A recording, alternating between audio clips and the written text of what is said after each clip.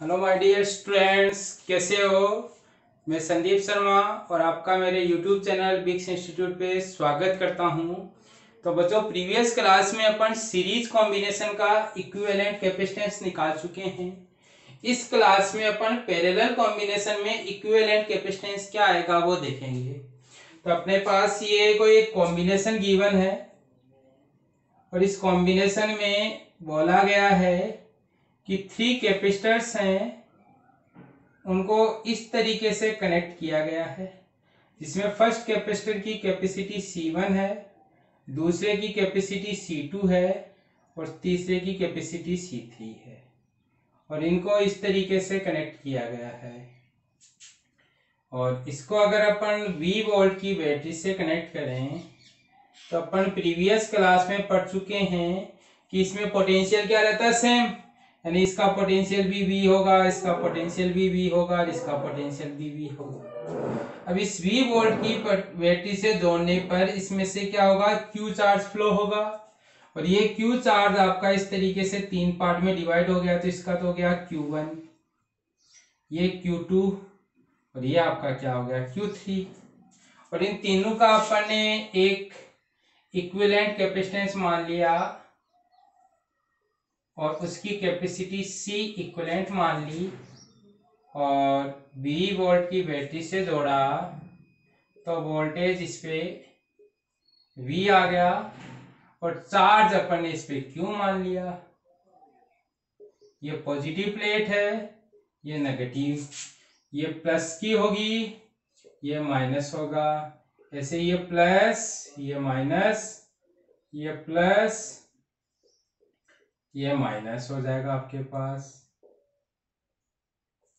तो इस तरीके से अपन ने ये कॉम्बिनेशन दिया हुआ है। अब बोला गया है कि ये C इक्विवेलेंट पैरेलल है, वो क्या आएगी वो बताना है अपन को। तो इसको देख के अपन कह सकते हैं Q1 charge on first capacitor, और चार्ज ऑन फर्स्ट कैपेसिटर अगर आप बात करोगे तो उसको लिख सकते हो C1 into V। First capacitor की कैपेसिटी तो C है, C1 और पोटेंशियल कितना V। ऐसे Q2 charge on second capacitor, और चार्ज ऑन सेकेंड कैपेसिटर है वो आप लिख सकते हो C2 इंटू V। ऐसे ही अपने पास आ गया Q3 charge on third capacitor, और इसको अपन लिख सकते हैं C3 इंटू V। और Q charge on equivalent capacitance, equivalent capacitor, और इस इक्विवेलेंट कैपेसिटर के चार्ज को अपन लिख सकते हैं C equivalent parallel into V। क्या किया आपने बच्चों, Q is equal to CV का फॉर्मूला अपन पढ़ के आए हैं और उसका यूज लेते हुए अपन ने ये कर दिया। अब अगर आप देखोगे तो लिख सकते हो कि टोटल चार्ज है वो Q1 plus Q2 plus Q3 के इक्वल होता है। देखो यहाँ पे, तो इसके बेसिस पे आपके पास Q की वैल्यू तो C इक्विवेलेंट पैरेलल V है, ये C1V, C2V और प्लस C3V। क्या किया आपने, यहां से Q1 Q2 Q3 की वैल्यू यहां पुट कर दी, कोई दिक्कत नहीं है बच्चों। अब अगर देखोगे तो इस V ने V को तो मार दिया और यहां से आपके पास C इक्विवेलेंट पैरेलल है वो निकल कर आ गया C1 plus C2 plus C3।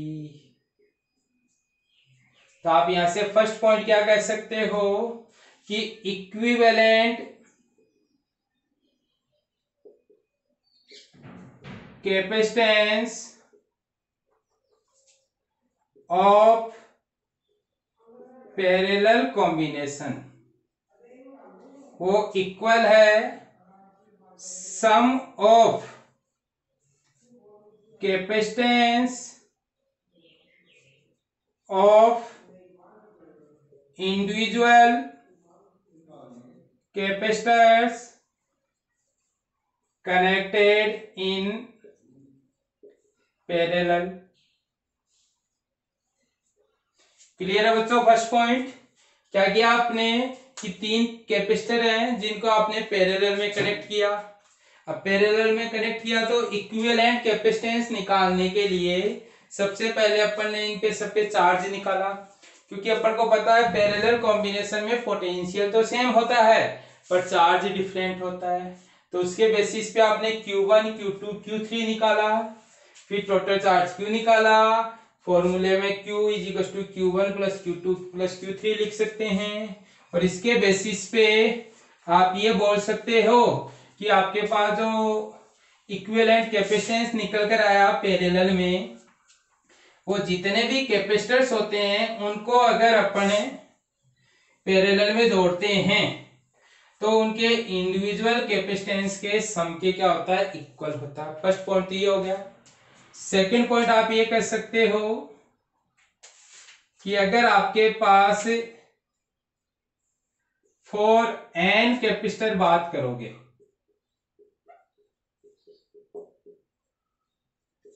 तो यही फॉर्मूला आप ऐसे लिख सकते हो, C इक्विवेलेंट पैरेलल है वो आया C1 plus C2 plus C3 plus dot dot Cn।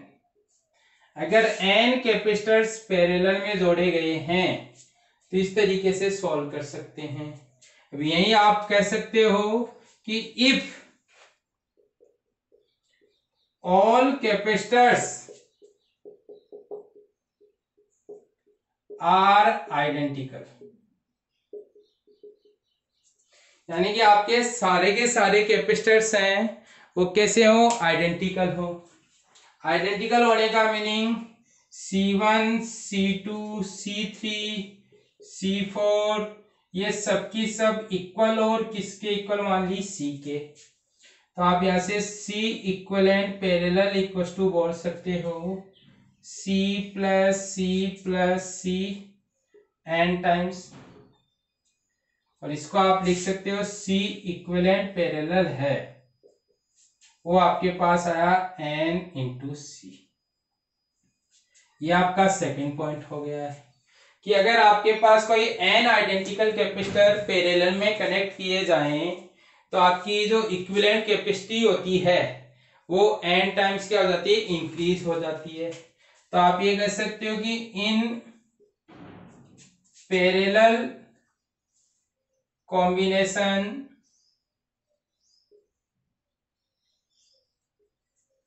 Capacitance कौन सा, इक्विवेलेंट इंक्रीजेज। तो बच्चों यहां से आप दो चीजें निकल के आई। फर्स्ट चीज तो सीरीज में देखा कि अगर कैपेसिटेंस डिक्रीज करना है तो सीरीज कॉम्बिनेशन यूज में लो, और अगर कैपेसिटेंस इंक्रीज करना है तो कौन सा कॉम्बिनेशन यूज में लो, पैरेलल कॉम्बिनेशन यूज में लो। और यहां से अपन कह सकते हैं कि ये जो कैपेसिटी आई है इसको कहते हैं मैक्सिमम कैपेसिटेंस। तो सीरीज में तो आपको मिनिमम मिलता है और पैरेलल में आपको क्या मिलता है, मैक्सिमम कैपेसिटेंस मिलता है। कोई दिक्कत नहीं है बच्चों आपका सेकंड पॉइंट में भी, कि सेकंड पॉइंट में अगर n आइडेंटिकल कैपेसिटर गिवन हो तो आपका इस तरीके से अपन सोल्व कर सकते हैं। यही एक और पॉइंट आ जाता है और वो पॉइंट है आपका ratio of maximum capacitance to minimum capacitance. तब आपका अपन देख के आए हैं कि जो C मैक्स है वो C पैरेलल में मिलता है और ये आपका n इंटू C आया देखो, और जो C मिनिमम है वो C सीरीज में मिलता है और ये निकल कर आया C अपॉन में n।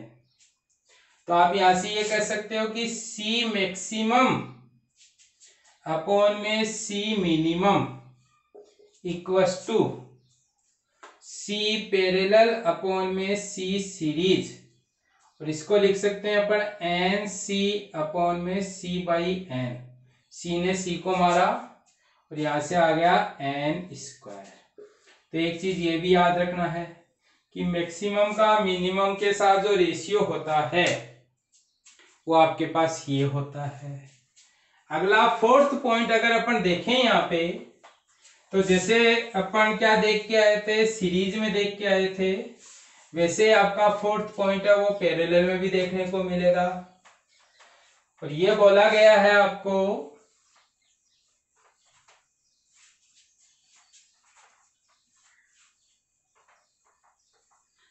कि अगर अपन ये कैपेसिटर की कोई दो प्लेट है, ये आपका कोई पॉइंट एक्स है और ये कोई पॉइंट आपका वाई है, और इसमें अपन ने कोई तीन मीडियम, ये इनके बीच की डिस्टेंस डी है प्लेटों के बीच की। ये बोला गया है कि इन तीनों प्लेट के बीच में तीन मीडियम फिल किए गए हैं। ये आपका फर्स्ट मीडियम है, मीडियम फर्स्ट, ये मीडियम सेकंड और ये मीडियम थर्ड। इस तरीके से फिल किया गया है कि इसका एरिया तो A1 है, इसका एरिया A2 है, इसका एरिया A3 है। मान लेते हैं अपन इसका डाइलेक्ट्रिक कांस्टेंट एप्सिलॉन R1, इसका एप्सिलॉन R2 और इसका एप्सिलॉन R3 है आपके पास। अब बोला है आपको दो चीजें बोली है कि एक तो एप्सिलॉन R इक्विवेलेंट निकालो और एक बोला है C इक्विवेलेंट निकालो। तो देखो बच्चों, अगर आप इसकी बात करोगे तो यहां आपका मीडियम है, डिस्टेंस है और एरिया है। तो आप ये कह सकते हो कि सर ये आपका फर्स्ट कैपेसिटर है, ये सेकंड कैपेसिटर है और ये थर्ड कैपेसिटर है। तब आपने ये तीन कैपेसिटर बना दिए, ये फर्स्ट कैपेसिटर हो गया, ये सेकंड कैपेसिटर हो गया और ये थर्ड कैपेसिटर हो गया। इस कैपेसिटर में एप्सिलॉन R1 डिस्टेंस D है और एरिया इसका A1 है। ये second capacitor epsilon R2 distance D है, एरिया A2 है। ये एप्सिलॉन R3 एरिया A3 और डिस्टेंस D है। और इन तीनों के ये जो फर्स्ट प्लेट है वो एक कॉमन पॉइंट पे है, और ये जो सेकंड प्लेट है ये आपका सेकंड कॉमन पॉइंट पे है। देखो आपने क्या किया, एक, ये दो और ये तीन, इनको तीन कैपेसिटर में फॉर्म कर दिया। अब ये वाला फर्स्ट हो गया, ये वाला सेकंड हो गया और ये वाला क्या हो गया, थर्ड। अगर मैं इसको प्लस दूं इस पॉइंट पर तो ये सारे टर्मिनल प्लेट पॉजिटिव होगी, और ये वाली अगर माइनस पे रखी जाए तो ये माइनस होगा आपका। कोई दिक्कत नहीं होनी चाहिए। अब देखो बच्चों, आप जानते हो कि फॉर मीडियम, और मीडियम के लिए अपन जानते हैं C equal to A epsilon not epsilon R upon में D। यानी कि किसी भी पैरेलल प्लेट कैपेसिटर की जो कैपेसिटी मीडियम में होती है वो होती है A epsilon not epsilon R upon में D के इक्वल। उसके बेसिस पे मैं C1 निकालना चाहूं तो एरिया तो A1 है उसका, मीडियम उसका R1 है एप्सिलॉन R1 और डिस्टेंस D है। ऐसे ही C2 equal to A2 epsilon naught R2 upon में D और C3 equal to A epsilon not epsilon R3 upon में D हो गई। क्या किया बच्चों, आपने इसकी कैपेसिटी निकाली, इसकी निकाली, इसकी निकाली। अब अपन जानते हैं C पैरेलल है वो C1 plus C2 plus C3 के इक्वल होता है। तो C parallel A1 epsilon not epsilon R1 upon में D, plus A2 epsilon not epsilon R2 upon में डी, और plus A3 epsilon not epsilon R3 upon में डी। इसमें से अपन ने एप्सिलॉन नॉट अपॉन डी तो कॉमन ले लिया, यहां से A1 epsilon R1, A2 epsilon R2 और A3 एप्सिलॉन R3। तो ये आपके पास ये है कि किसी पैरेलल प्लेट कैपेसिटर की दोनों प्लेटों के बीच में अपन मीडियम इस तरीके से फिल करें। ये मीडियम फर्स्ट है, ये मीडियम आपका सेकंड है, और ये आपका मीडियम थर्ड है। कि आपका जो मीडियम है वो कैपेसिटर को डिफरेंट एरिया में डिवाइड करे, तो वो कॉम्बिनेशन किसकी तरह बिहेव करता है, पैरेलल कॉम्बिनेशन की तरह बिहेव करेगा, और उस टाइम पे आपका इक्विवेलेंट कैपेसिटेंस ये निकल कर आएगा। अब इसी से आप ये अगर ये एप्सिलॉन आर इक्विवेलेंट निकालना चाहो तो यहाँ सी पैरेलल को क्या पुट कर सकते हो, A epsilon not epsilon R equivalent upon में डीबी पुट कर सकते हो। मान लो इनका तीनों का इक्विवेलेंट के dielectric constant epsilon R equivalent है, डिस्टेंस दी है, टोटल एरिया ए है, तो उस टाइम पे आपके पास इसका capacitance A epsilon not epsilon R equivalent upon D निकल कर आएगा। इसको इसके इक्वल पुट करेंगे तो एप्सिलॉन आर इक्विवेलेंट की वैल्यू आ जाएगी। तो बच्चों आपने यहाँ से दो चीजें सीखी, और दोनों चीजों को मैं एक साथ सिखा रहा हूं। पहले आप इसका क्या ले लो, स्क्रीनशॉट ले लो, और स्क्रीनशॉट लेने के बाद में अगर अपन देखें तो आपका ये जो सबसे इंपॉर्टेंट पॉइंट है न्यूमेरिकल्स में सबसे ज्यादा हेल्प करेगा। बस आपको क्या करना है, आइडेंटिफाई करना है केस को, कि आपका केस कौन सा गिवन है। अब इनको मैं दो केस में कंबाइन कर रहा हूं, एक तो केस फर्स्ट है और एक आपका केस सेकंड है।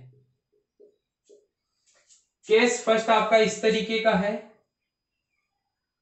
कि ये आपके पास कोई कैपेसिटर है, कौन सा, पैरेलल प्लेट कैपेसिटर।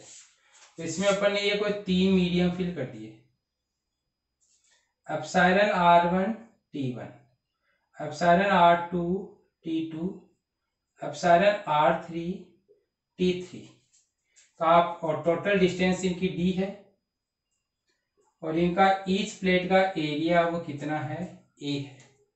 तब आपको ये बोला गया है कि यहां तो C इक्विवेलेंट कितना आएगा, और एक आपका इस तरीके से कैपेसिटर लिया गया है,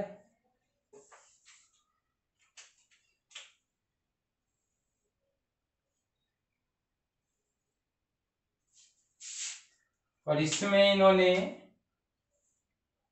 ये थ्री टाइप्स के मीडियम भरे, ये epsilon R1, epsilon R2, epsilon R3, दोनों के बीच की डिस्टेंस d रखी है। ये आपके पास एरिया A1 है, ये एरिया A2 है, ये आपका एरिया A3 है। ये दो केस आपको मिल सकते हैं। अभी दोनों केस को आपको क्या करना है कि किस तरीके से याद करना है वो देखो। अगर एरिया चेंज हो, यानी एरिया डिफरेंट हो, तो आपका पैरेलल कॉम्बिनेशन बनेगा,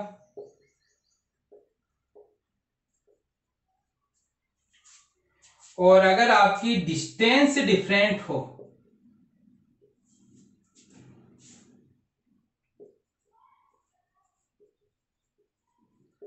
तो आपका सीरीज कॉम्बिनेशन बनेगा। और इस तरीके से यहां तो आप C इक्विवेलेंट निकालना चाहोगे तो फॉर्मूला लगाना 1/C1 plus 1/C2 plus 1/C3। और अगर आपको यहां C इक्विवेलेंट निकालना है तो फॉर्मूला लगाओगे C1 plus C2 plus C3। क्या याद रखना है बच्चों कि अगर आपके पास इस तरीके से है तो plus minus plus minus plus minus बनेगा, और अगर इस तरीके से है तो plus plus plus minus minus minus बनेगा। जब प्लस प्लस प्लस से जुड़ा हो तो पैरेलल कॉम्बिनेशन बनता है, और जब प्लस माइनस माइनस प्लस इस तरीके से हो तो सीरीज कॉम्बिनेशन बनता है। और सीरीज कॉम्बिनेशन में आपका ये फॉर्मूला होता है, पैरेलल कॉम्बिनेशन में ये फॉर्मूला। सी निकालने के लिए फॉर्मूला यूज में लेना A epsilon not epsilon R upon में डी। तो यहां मीडियम और डिस्टेंस चेंज हो रही है, यहां पे भी फॉर्मूला यही है, A epsilon not epsilon R upon में डी। यहां आपके पास क्या चेंज हो रहा है, एरिया और मीडियम, डिस्टेंस सेम है। तो उसी के अकॉर्डिंग ध्यान रखना कि C1 को आप A epsilon not epsilon R1 upon T1, C2 को A epsilon not epsilon R2 upon T2, और C3 को A epsilon not epsilon R3 upon में T3। और यहाँ C1 is equal to A1 epsilon not epsilon R1 upon में D, C2 is equal to A2 epsilon not epsilon R2 upon में D, और C3 is equal to A3 epsilon not epsilon R3 upon में D. तो बच्चों इस पे based आपके numerical exercise में आपको कुछ न्यूमेरिकल्स गिवन है, उनको बस अब आपको क्या करना, आइडेंटिफाई करना है।